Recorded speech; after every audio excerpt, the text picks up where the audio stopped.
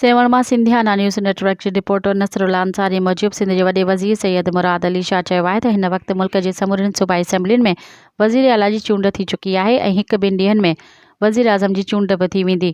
अहिड़नि ख़्यालनि जो इज़हार हुन अॼु हज़रत कलंदर लाल शहबाज़ रहमतुल्लाह अलैह जे 772 उर्स मुबारक जे इख़्तितामी तक़रीब में मीडिया सां ॻाल्हाईंदे कयो। सदर जी चूंड मुतलिक़ हिकु सवाल जे जवाब में वॾे वज़ीर चयो त मुस्लिम लीग नवाज़ ऐं पीपल्स पार्टी जी गॾियल ताक़त सां आसिफ अली ज़रदारी सदर चूंडिजी वेंदो ऐं असांखे सदारत जी चूंड लाइ MQM जे वोटनि जी ज़रूरत न आहे।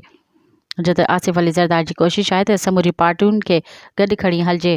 वॾे वज़ीर चयो त चेयरमैन बिलावल भुट्टो जी ख़ासि हिदायत आहे त हुकूमत जी तश्कील खां पोइ ॿोॾि मुतासिरनि जी बहाली ऐं शहरनि खे साफ़ पानी जी फरहमी लाइ हर मुमकिन कोशिश कई वेंदी। 1 खां 15 ग्रेड जी नौकरियुनि बाबति सवाल ते वॾे वज़ीर चयो त असांजी कोशिश आहे त नौकरियुनि जे अमल खे जल्द मुकमल कयूं। बाद में औक़ाफ़ खाते तरफ़ां ग़रीबनि में सिलाई थियल जोड़ा तक़सीम कया। इन मौक़े ते मेंबर सूबाई assembly doctor Sikandar Shoro, junior Malik Sikandar Khan, अगड़ो MPA सिकंदर राहपुटो, सेक्रेटरी सकाफ़त ऐं DG औक़ाफ़, divisional commissioner Hyderabad, DIG Hyderabad, SSP special branch Hyderabad, deputy commissioner Jamshoro ऐं ॿिया साण गॾु हुआ। वॾे वज़ीर सैयद मुराद अली शाह मज़ार ते चादर चाढ़े मुल्क जी खुशहाली ऐं इस्तेहकाम लाइ दुआ घुरी।